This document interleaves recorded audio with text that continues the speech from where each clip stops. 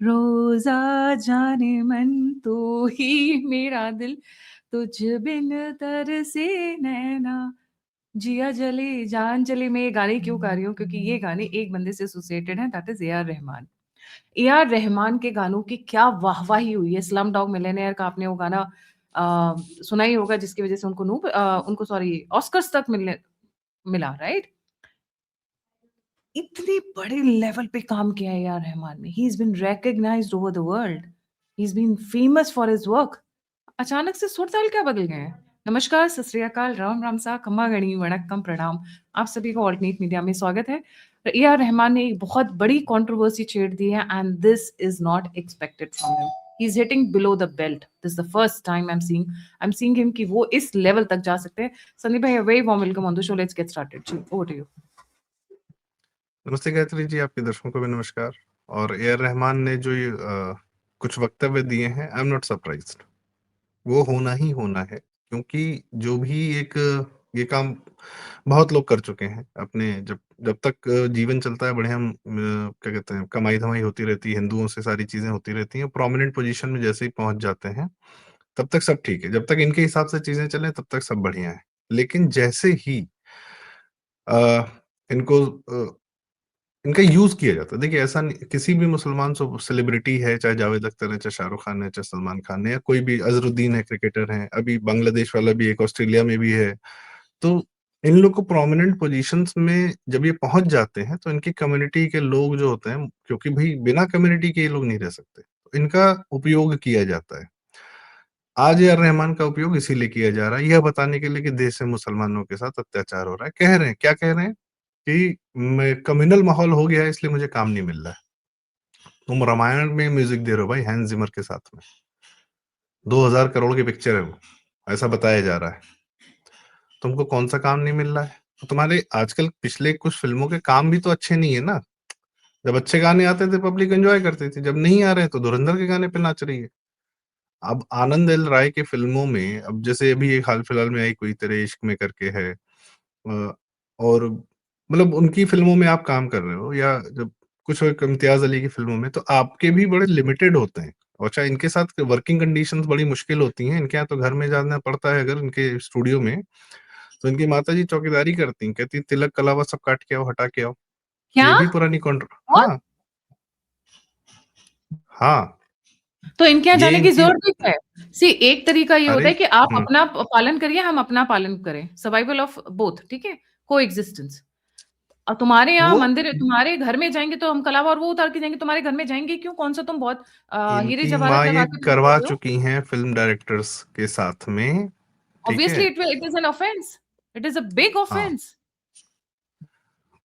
और आप सरप्राइज क्यों है भाई? They exist to make you non existent. हम लोग की एग्जिस्टेंस से ही समस्या है, हमारे कल्चर से, हमारे रूट से। अच्छा, फिर कहेंगे लोग कि संगीत में ये बहुत बड़े मास्टर हैं, और क्या कहते हैं, संगीत तो इनके यहाँ मौसीकी हराम है। नहीं, हर चीज इनके लिए टूल है। संगीत भी इनके लिए टूल है। हमारे यहाँ वह एक क्या कहते हैं, प्रार्थना का, पूजा का, माँ सरस्वती की आराधना का माध्यम है। ठीक है, एंटरटेनमेंट भी है, बिल्कुल है, होना भी चाहिए। पर इनके लिए टूल है। जैसे पाकिस्तानी संगीत जितना भी है, वो तो भाई भारतीय संगीत की ही घरानों से निकला है, भारतीय संगीत परंपराओं से निकला है। कौन सा वहां पे ईरानियन और अरेबिक बजाते हैं वो लोग? वो सारे पंजाबी के साथ गाते हैं। सब अपना इंडियन म्यूजिक के सारे राग हमारे वही रहते हैं। पर पाकिस्तानी जो म्यूजिशियंस यहाँ आते थे, आतिफ असलम वगैरह वगैरह, उनके आईएसआई उनको क्या क्यों भेजती थी, किस लिए भेजती थी? और ये 2004 से 14 के बीच में बहुत हुआ था। पाकिस्तानी आर्टिस्ट बहुत आ रहे हैं यहाँ पे, बहुत आ रहे हैं। वो राहत नुसरत फतेह अली खान, इस तरीके के बहुत लोग आए। सलमान खान ने उनको काम दिया, सबने दिया। ये इन लोग के लिए टूल होता है सेलिब्रिटी बनने का। और सेलिब्रिटी बन के फिर उसके बाद जब चेहरा चर्चित हो जाता है, तो इस तरीके के वक्तव्य जब बोलने होते हैं। भाई साहब को सिर्फ इससे प्रॉब्लम नहीं कह रहे कि पिछले 8 साल में ये हुआ है। भाई 8 साल में तुम्हारे कौन से बहुत बड़े शानदार गाने आ गए? 8 साल में इनका कोई गाना आया हो अच्छा, जो जो हम लोग को याद रहा हो, वो हमको बता दो। आपने जो गाना गाया शुरू किया, वो आपने 1992 का गाना गाया, रोजा का। 98 में दिल से का गाना गाया। पर पिछले 8 साल में ए आर रहमान के कौन से गाने आए हैं जो हम गुनगुना रहे हैं? और ए आर रहमान क्यों, पूरे बॉलीवुड से ऐसा कौन सा गाना आया है जो हम लोग गुनगुना रहे हैं या गा रहे हैं? बॉलीवुड में अगर ये प्रीतम ने ऑक्युपाई कर लिया म्यूजिक स्पेस।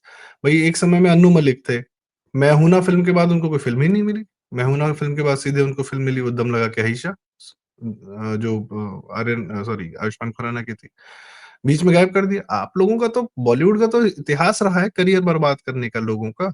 ओपी नैयर जैसा महान संगीतकार, ओपी नैयर जैसा महान संगीतकार कहाँ जाके किसी चौल में जाके गरीबी में मरे थे, जिन्होंने आशा भोसले को आशा भोसले बनाया। Oh my God! हाँ, वो हमेशा हैट लगा करते थे। जितनी आपकी फिल्में हैं ना आमिर खान के पिताजी की, नासिर की, और बहुत सारी संगीत, शानदार संगीत ओपी नैयर का। लेकिन भाई बहुत सारे लोग का करियर बर्बाद हुआ, खराब हुआ। आप हो, आपके म्यूजिक शोज हैं, आप खुद अपने परफॉर्मेंस देते हो, वर्ल्ड लेवल पर देते हो, और आपका ऐसा कोई नहीं कि पैसा कोई आपका कमी है। म्यूजिक फिल्मों से आपको पैसा नहीं मिलता है, ठीक है, फिल्मों से जितना पैसा मिलता है, पर बेसिकली शोज का पैसा मिलता है। आप कॉर्पोरेट शोज करते हो, आज यार रहमान अगर 1 करोड़ मांगे तो लोग देने को तैयार हो जाएंगे, और लेता भी होगा, 100% लेता होगा अपने शोज के। आपको रामायण फिल्म में म्यूजिक क्यों दिया जा रहा है? आपके काम की अहमियत को देखते हुए ना। अब ये कैसे कह दोगे? दूसरा, सिर्फ इससे समस्या नहीं है कि हमें काम नहीं मिल रहा, समस्या ये है कि छावा फिल्म जो है बड़ी डिविजिव है। Chhaava is a very divisive film, you know. Chhaava film की समस्या क्या है? छावा ने जो है छत्रपति शिवाजी महाराज के जो पुत्र थे, छत्रपति संभाजी महाराज, उनकी जीवन गाथा बताई और इस्लाम का आतंक दिखाया। इनका सब ये जब तक ढका छुपा रहे माहौल, इनके जितने कत्लेआम हुए हैं, कुकर्म हुए हैं इनके यहाँ पे, तब तो ठीक है। हम दिखाने लगे तो दिक्कत है। समस्या किससे है? अब शाश्वत सचदेव नाम का एक यंग लड़का आता है और पूरी म्यूजिक का, बॉलीवुड म्यूजिक का ट्रेंड बदल देता है धुरंधर फिल्म के माध्यम से। एक एक गाना सुपरहिट, पूरा एल्बम सुपरहिट, ठीक है। तो अब ए आर रहमान को काम मिलेगा कि शाश्वत सचदेव को काम मिलेगा?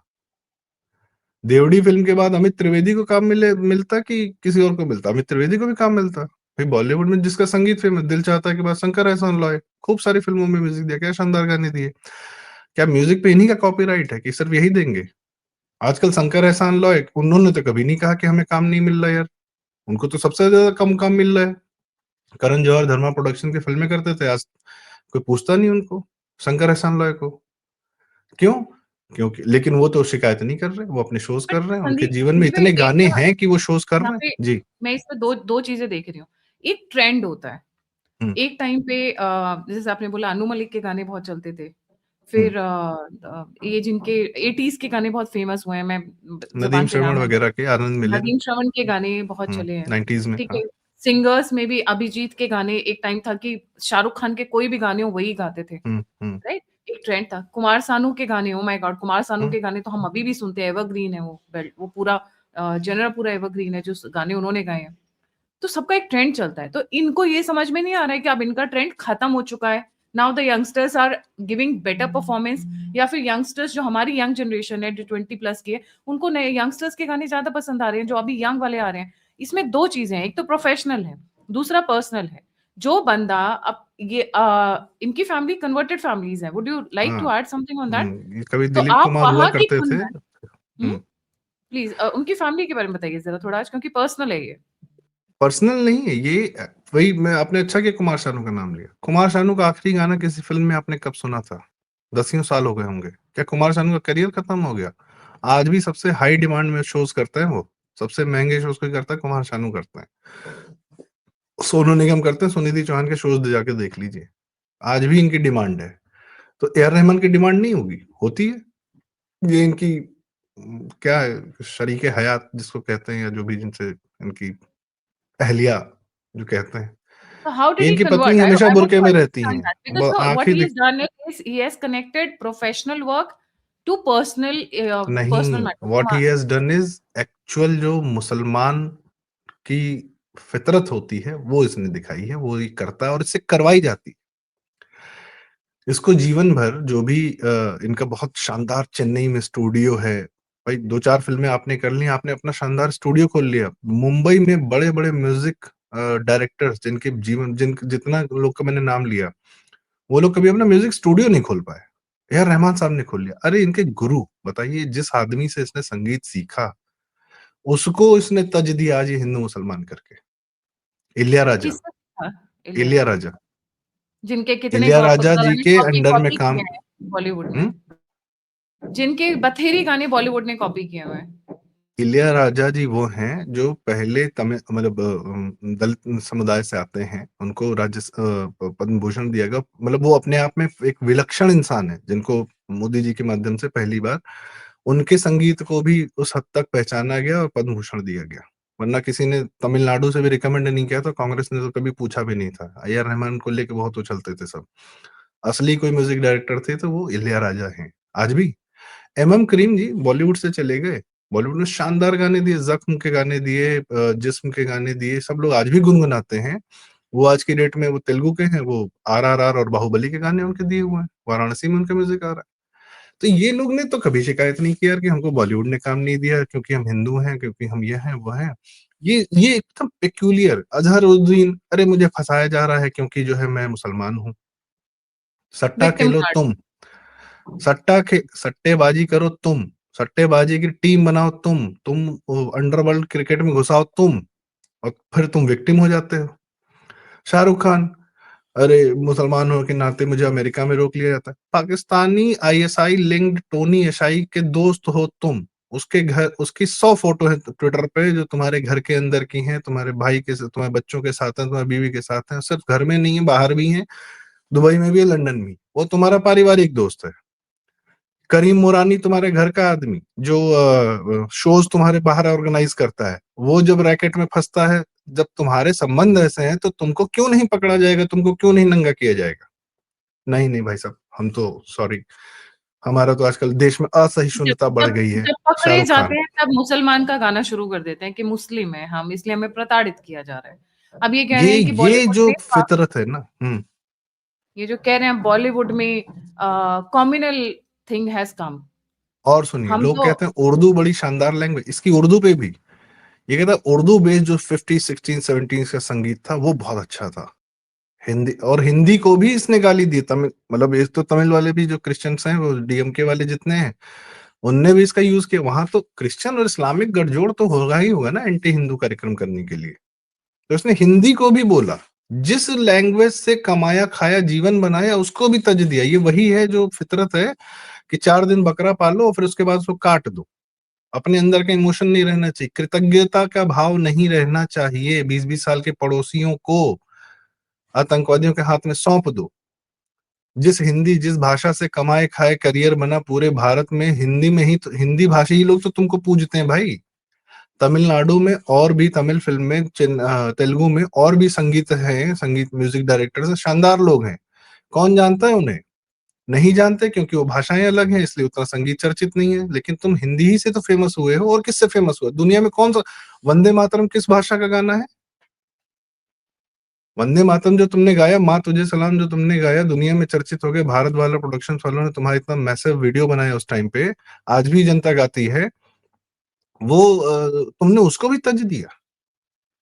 ये उर्दू भी एक इनका का एक हथियार है। मैं लखनऊ में रहता हूँ, मैं जानता हूँ किस तरीके से इस हथियार का इस्तेमाल होता है। और एक बहुत बड़ा फेमस वाकया है, लता जी ने बताया था। भाई उस समय दिलीप कुमार एक्टर हुआ करते थे बहुत बड़े। तो दिलीप कुमार ने क्या कहा, लता जी के गा रही थी तो कह रहे तुम्हारा उर्दू डिक्शन ठीक नहीं है, उर्दू डिक्शन ठीक करो।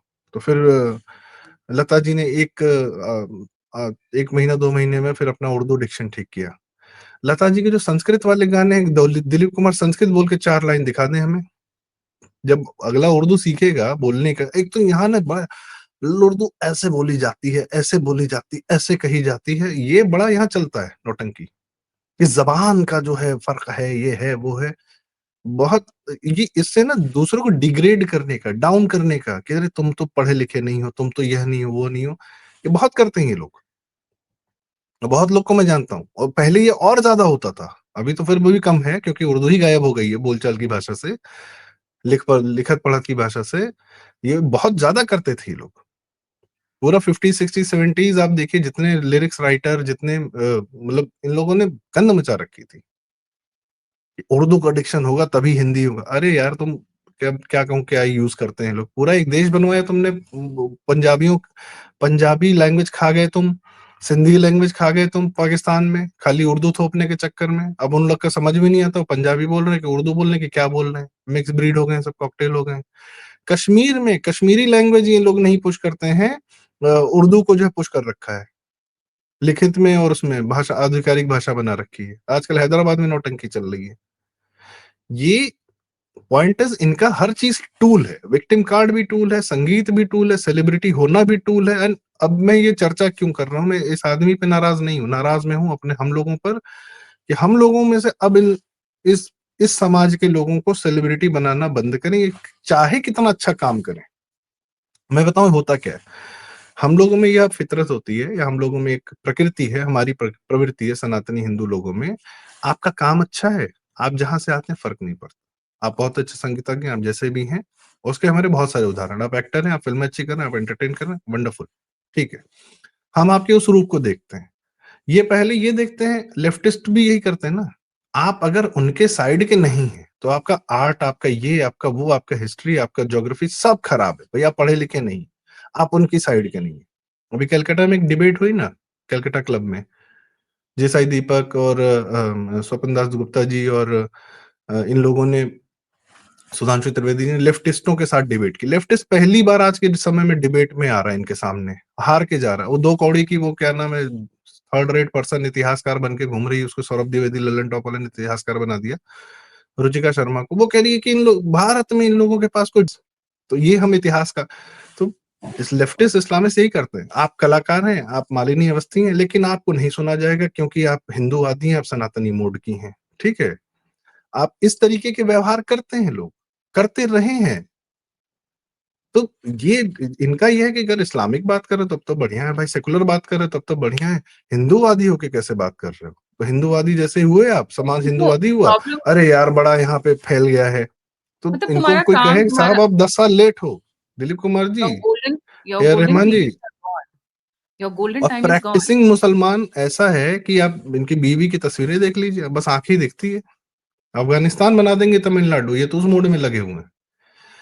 स्टूडियो जो सेटअप किया वो भी किसी ने फंड ही किया होगा ना। हाँ, श्योर यूएई सऊदी कहीं ना कहीं वर्ल्ड से वो क्लास पैसा। स्टूडियो सेटअप किया है इसने, वर्ल्ड क्लास स्टूडियो। और सिर्फ इसका ये था कि भाई मुंबई में भी फिल्में करते, जावेद अख्तर थे, या लगान में आमिर खान था, या आशुतोष गोवारिकर थे, या जितने भी लोग थे, चेन्नई में जाके बैठते थे इसके यहाँ पे रात में 2 बजे 3 बजे, और बाहर डायरेक्टर्स की लाइन लगी रहती थी। ये इसने ऐसी इसी तरीके से काम किया है। अच्छा म्यूजिक देता था तो सब लोग कहते चलो भैया इतना सह लेंगे तुम्हारे लिए। पर अब तो तुम्हारा म्यूजिक भी अच्छा नहीं है, तो तुम्हारी कौन सहेगा? और म्यूजिक तो आज की डेट में हर जगह, जो इलेक्ट्रॉनिक इक्विपमेंट हैं जो पहले बड़े महंगे हुआ करते हैं, आज की डेट में हर जगह है। बच्चे हैं अपना आईपैड पे बहुत सारे एप्स का यूज करके म्यूजिक बना रहे हैं, रेट्रेस करके है बहुत शानदार, वो डीजे है, मतलब उसके गाने हैं। तो और गाने रिलीज करने के लिए यूट्यूब, स्पॉटिफाई है। तो यू दुनिया डोंट अपना इवन दुनिया का, रिलीज करने के लिए, you don't need a launch also. तो पहले तो तुम लॉन्च इस होता था तब जाकर टेक्नोलॉजी म्यूजिक। की दो दौर में तुम ही अकेले टैलेंटेड नहीं थे ना भाई, तुमको एक्सेस था, इसलिए तुम्हारा टैलेंट सामने आया। और ठीक है, हम उसको, म्यूजिक अच्छा था, हम भी नाचे गाए, आज भी गाते हैं। पर आपने अब ये कह दो कि नहीं, हम विक्टिम हैं, हमारे साथ बुरा हो गया है, माहौल गलत हो गया है, ये भैया इस सरस्वती माँ की साधना करके, उनके आशीर्वाद से ही माँ जो है, हिंदू मुसलमान नहीं देखते, तुम तो अभी अभी कन्वर्ट हुए, नए नए आए हो, पैदा भी हिंदू ही हुए थे, बाद में ही कटा होगा आपका, पैदाइश के वक्त नहीं कर दिया गया होगा ये काम। तो इतना क्या हो जाना, ये अब पुश किया जाता है कि भैया तुम ही माहौल बनाओ। तमिलनाडु में तो सरकार है ना इनकी, हाँ, वहां तो एक इलेक्शंस आ दीप रहे हैं। नहीं जलने दे रहे हैं, क्योंकि बगल में दरगाह है, 1500 साल पुरानी, हमारा जो एक स्थान है दीपोत्स्थान स्थान, उसको जलाने के लिए हाई कोर्ट से लड़ाई, सुप्रीम कोर्ट से लड़ाई, सब चल रहा है। तो वहां भी इन लोग का कब्जा बढ़ता जा रहा है, तो अब इनको पुश किया जा रहा है, सामने सेलिब्रिटी है तो कुछ तो बोलेंगे, बुलवाया जाता है कि जीवन भर फंड किए, कहाँ जाओगे बेटा, आओ काम करके जाओ। इसीलिए इनको सेलिब्रिटी नहीं बनाना चाहिए, क्योंकि अंत में ये करेंगे वही जो इनके पीछे से पॉलिटिकल इस्लाम इनसे करवाएगा। That's the yes, gist of it. End of the day game वही रहेगी, पलट कर वहीं आएगी। जैसे ही तो जब तक वाहवाही मिल रही है, पैसे मिल रहे हैं, तब तक वाह वाह वाह, तब तक सब बढ़िया। जैसे ही थोड़ा सा चोट लगेगी, क्योंकि कितने लोगों के फेजेस आए हैं, कुमार सानू के गाने तो हम तो सुन सुन के बड़े हुए हैं, उससे पहले उदित नारायण जी के गाने। देखिए, they gave up gracefully, they knew their time is over. एक शो था मैंने जहां पे देखा था, Udit Narayan and Kumar Sanu were together, और उन्होंने ये बात बोली थी, मुझे पता था, उन्होंने ये स्टेटमेंट दिया है शो के ऊपर, स्टेज पे, कि जब कुमार सानू के गाने मैंने सुने तो मुझे समझ में आ गया कि मेरा अब फेस खत्म हो गया है और एक ये नया फेस शुरू हो रहा है इंडस्ट्री के अंदर, म्यूजिक इंडस्ट्री के। And he said it was, I was very happy, it was a new addition, नई आवाज थी, नया चार्म था, नई एनर्जी थी। अब दोनों की आवाज में बहुत अंतर है। अब बताओ तो असली फील अत्याचार होता है किसके हर साथ किया इन चीज। लोगों ने? I am sorry I am interrupting, एक पॉइंट बात है। अब असली अत्याचार इन्होंने किसके साथ किया? आपने एक नाम लिया था अभिजीत अभिजीत भट्टाचार्य का। असली ओ, अत्याचार उसके साथ किया, क्योंकि वो उसके खुल साथ। के बोलते थे पाकिस्तानी सिंगर क्यों ला रहे हो तुम लोग, तुम्हारे पास भारत में सिंगर्स की कमी है क्या? जब वो खुल के बोलते थे, और आज भी खुल के बोलते हैं। वो हाँ, पहला आदमी था जो हिंदूवादी था, और वो he was way back 90s के ही वो नहीं, सेकंड हिंदूवादी अपना सेकंड खुल के स्ट्राइक जो बोलते इन्होंने थे। मारी थी वो शाहरुख सोनू। खान के गाने गाते, शाहरुख खान का गाना छोड़ दिया था कि ये तुम लोग ये गलत कर रहे हो जो पाकिस्तानी लेकर आ रहे हो यहाँ पे। And he hated, he 2000 early 2000 में वो बोलते थे पाकिस्तान अत्याचार तुमने किया, करियर तुमने खराब किया। तुमने कितने हिंदुओं का करियर खराब किया है, तो कोई बोलने आ जाए वो विक्टिम कार्ड खेलेगा ना तो समझ में आता है। तो you don't have the luxury and you don't have the authority to play the victim card. बिल्कुल सही। Thank you so much Sandeep भाई फॉर जॉइनिंग। जाने से पहले व्यूअर से रिक्वेस्ट है, please don't forget to like, subscribe and share the alternate media. हमारा conference का अनाउंसमेंट हो चुका है। Please book the date, 14-15 March 2026 will be meeting all once together. और लाइक, सब्सक्राइब, शेयर करना नहीं भूलिएगा। अगर आप मेरी सहायता करना चाहते हैं, मदद करना चाहते हैं, तो दिए हुए नंबर और यूपीआई पे आप मुझे कंट्रीब्यूट कर सकते हैं। आप मुझसे जुड़ना चाहते हैं तो सभी लिंक्स डिस्क्रिप्शन बॉक्स में। इसी के साथ जय हिंद, जय श्री राम, हर हर महादेव।